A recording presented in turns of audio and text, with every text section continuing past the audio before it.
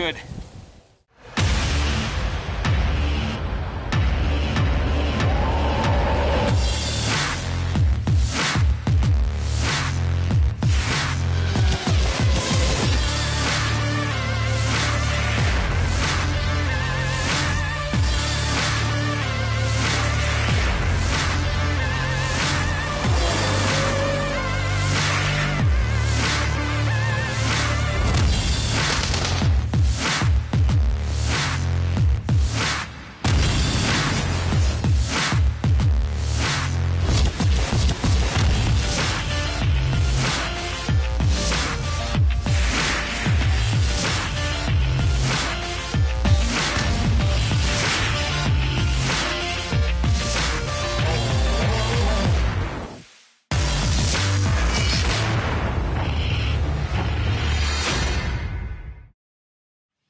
Hey everyone, welcome back to Hitman Canada. This week we're with my good friend Anthony Dickson.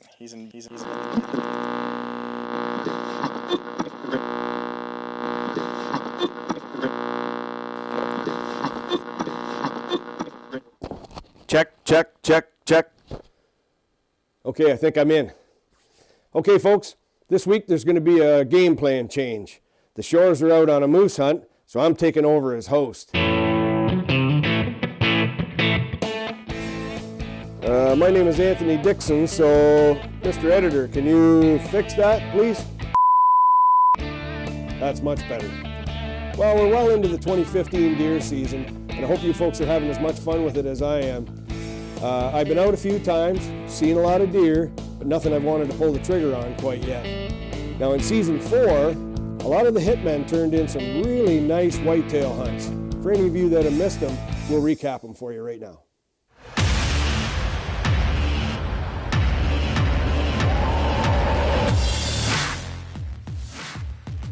Well, so far we've had Michelle Prudhomme's son Hugo and his introduction to the hunting world. He takes a beautiful doe. Good job, Hugo. And later on that season, Michelle himself went out with a muzzleloader and took a really nice buck. We also had Stefan Monette of Monette Outdoor Scent Company harvest a monster buck with a bow. Sean Leduc got himself a nice doe and a nice buck up in Northern Ontario. And also in Northern Ontario, Michael Taylor got himself a nice doe and then capped off the season with a nice buck. That was a great bunch of deer from the rest of the hitmen. Great job, guys. Now we're going to move into my 2014 deer season.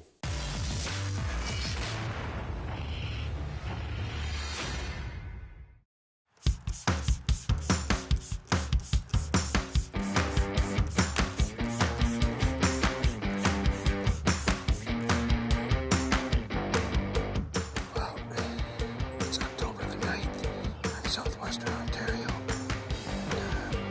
The archery season is kicking in full swing here.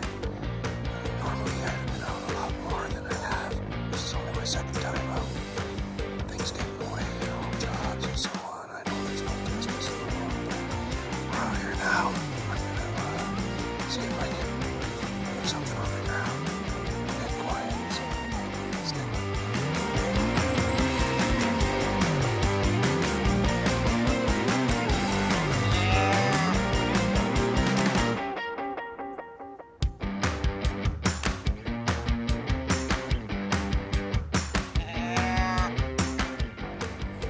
So the 2014 deer season started off kind of slow.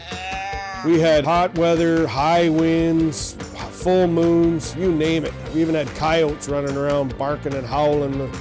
It was a little tough, but you can't kill them on the couch, so I got out there.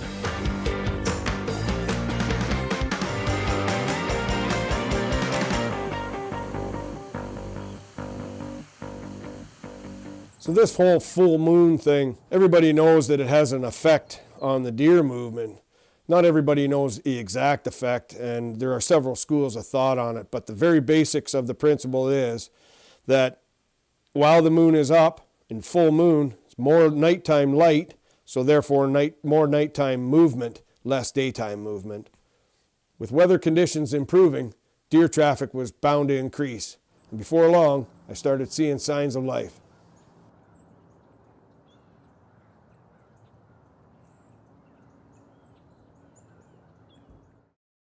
This portion of Hitman Canada is brought to you by Argo, Sport Chief, Monet Outdoors, Alton Safe Outdoors, Triggers and Bows, Deluxe Wall Tents, Hypnos, Canadian Outdoor Warehouse, Just for Does, Redline Powercraft, and these other fine partners.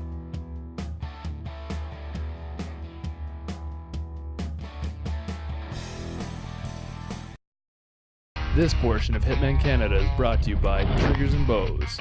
Triggers and Bows is a family-owned business in Brantford, Ontario. Visit Triggers and Bows for all your gun, archery, and accessory needs. Also visit them online at triggersandbows.com. Welcome back from the break, guys. For those of you who have missed the first part of the episode, I'm your acting host, Anthony Dickson, filling in for Steve and Jackie, who are up in the north on a moose hunt. Anyway, before the break, we just took a look at my last year's deer season. We're well into the 2015 deer season now.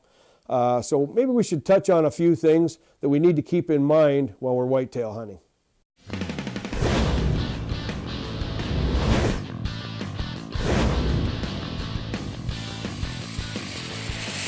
So I think it's important to touch on a few points when we talk about whitetail hunting. Everybody that hunts whitetails knows that their nose is an absolutely phenomenal sensing machine. There's very few ways around it.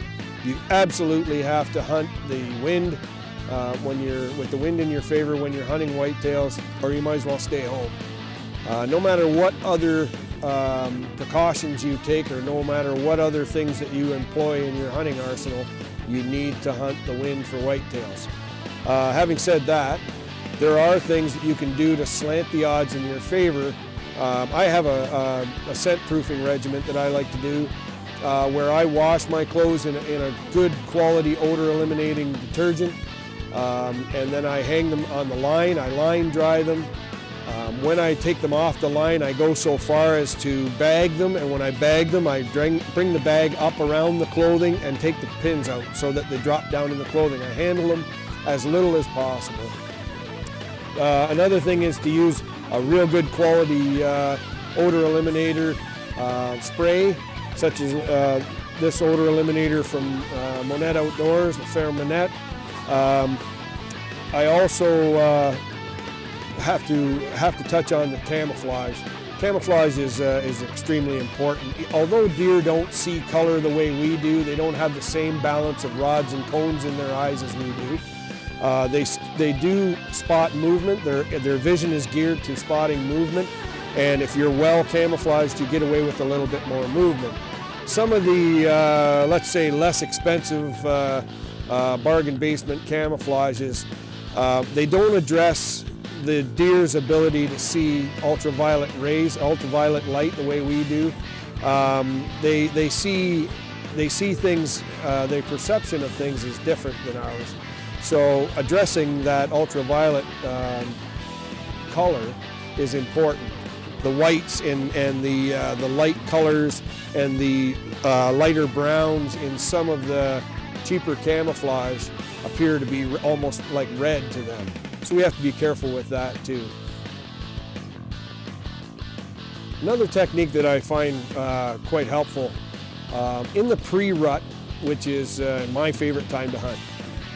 The bucks are active, they're chasing, the chase phase is on. I like to respond to what I see out there in nature. What they're doing naturally, I like to mimic it. So what I do is I'll take some good high quality scent, like the Monet Outdoors pheromones. There are several ways that I use them. One way is that I use it on a drag rag. Now, just a piece of clean, again, odor eliminated rag that I tie on a piece of cord behind my boot about that far. And all I do is I drag it in and past my stand and then back up. Another thing is to use that to make a mock scrape. A mock scrape is just simply imitating a scrape. You take a good, sound stick, scrape the ground as if a buck was making a scrape there. And I like to put the estrus pheromone, the estrus doe scent in the scrape, and then the buck scent around the outside of the scrape. I'll also take the scent and I'll put it above the scrape on the licking branch, and that brings me to a point where a good breeding scrape must always have a licking branch. You'll see some scrapes around, they're just territorial scrapes, they're not reworked over and over and over again like a breeding scrape is. A breeding scrape, you'll always see it's worked over and over again. That's a scrape in deep, thick cover, near bedding area where does are prevalent, and that buck is going to come back and visit that scrape over and over and over. That's where I do my mock scrapes, and it's been very successful for me. If you do that and then put a trail camera, a covert trail camera over that, you're going to find that you'll get a lot of really good action. Put it on video, short video clips. You'll have a ton of short video clips of bucks working the scrape, and there's nothing neater than to see and inventory the bucks that are in your area scraping.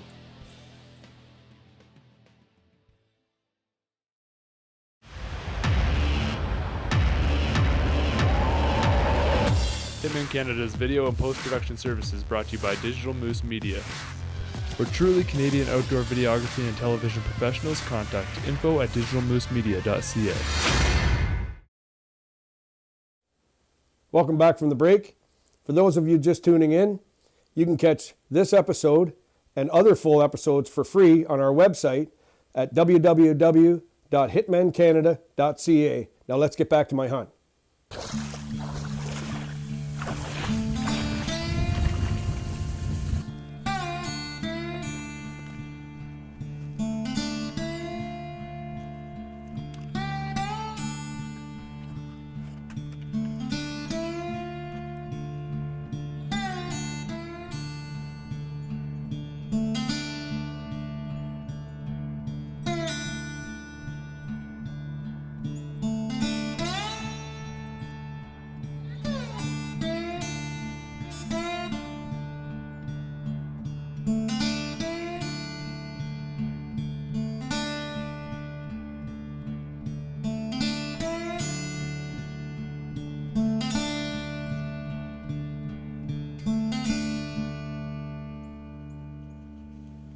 So I got settled into my stand and I'm sitting there. It's a nice morning, the sun's shining, you know, the temperature is just perfect. I'm pretty optimistic.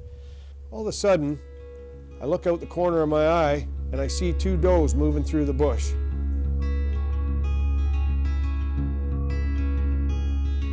I hit the bleat can and they turn and start coming my way.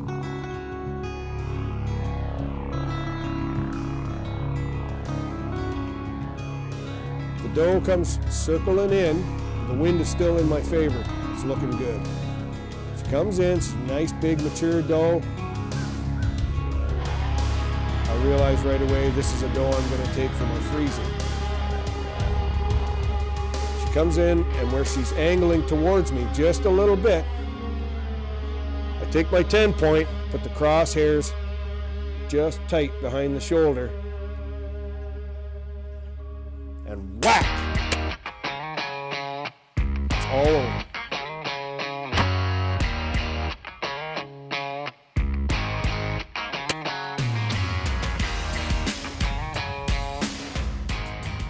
Well, there's a nice big old doe.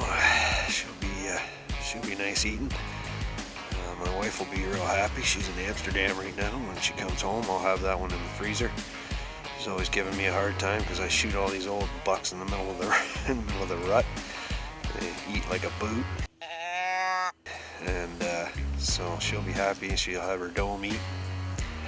I just tipped over that. I saw them in the distance through the bush, and I tipped over that bleat can a couple of times.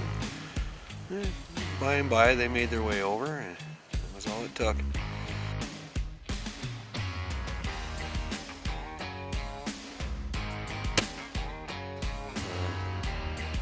Give it some time. I think it's quieting down again. And then get down and have a look at it.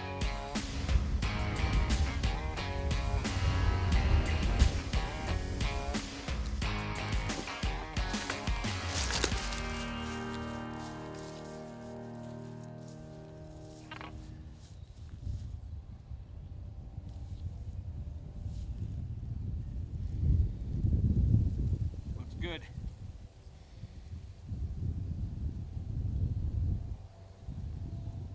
Refletch it.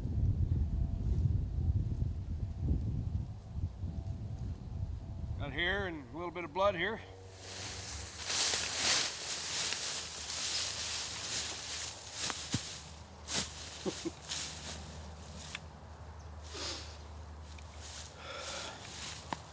Didn't take much of a blood trailing job. Step 3 steps from where the arrow was laying, I could see the white belly sticking right up. She didn't get very far. She ran in a little circle up the hill and then crashed down here right in the same level I'm on, so worked out well. Let me get her cleaned up a little bit and prop her up and you can have a good look at it. Well, here she is. Nice big meat doe. Just happy to have a deer down and break the ice.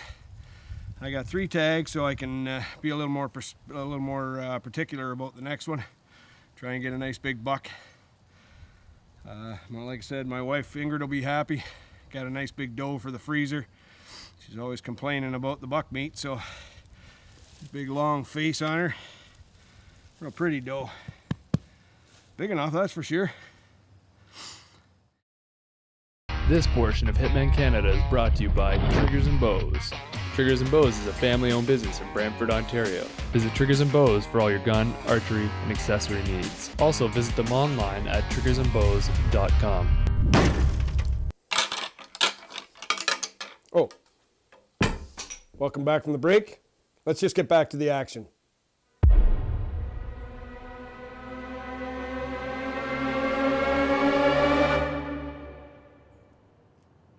Okay, so a week or so passes after I take the doe before I can get back out.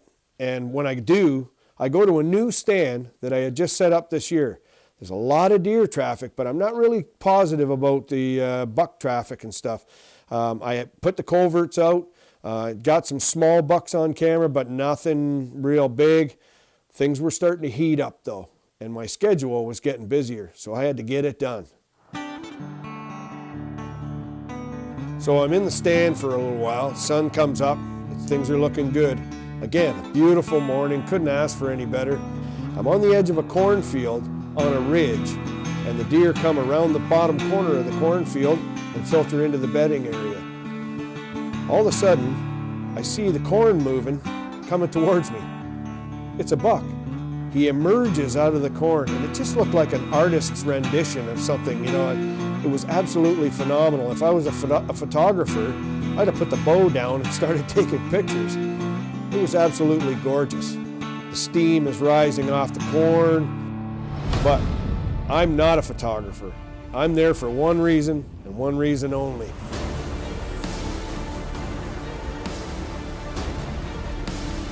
As he walked up to me, he angled a little bit towards me again, put the crosshairs on him. Once again, whacked him.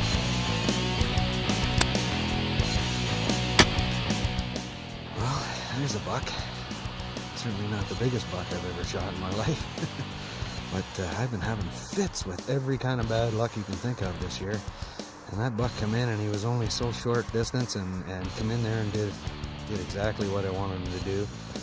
He came down through the corn, and I didn't see him till he was almost right on top of me there.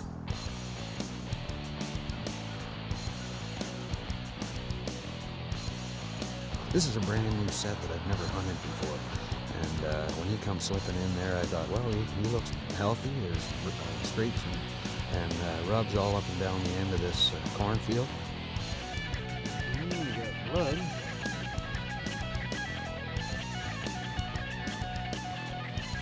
Yeah, he took the 10-point bolt with him for a little bit, but too far.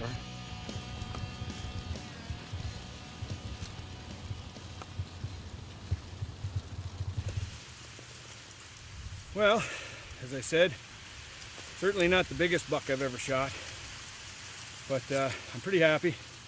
I've had a lot of rough luck this season, and passing up deer for about 6 weeks now. And when this guy came in, gave me a good shot opportunity.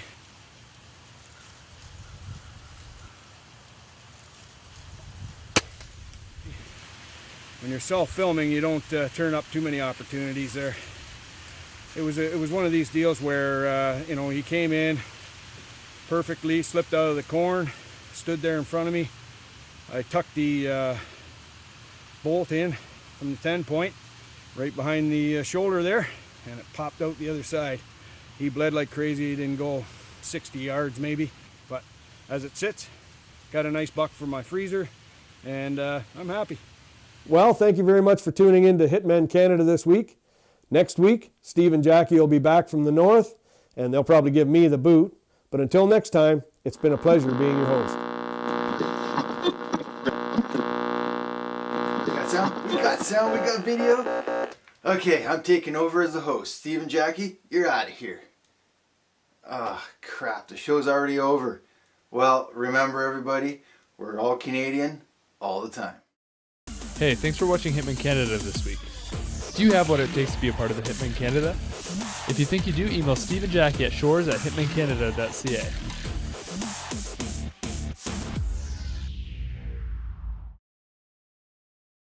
And cut. Steve and Jackie can have their job back. This hosting thing is exhausting.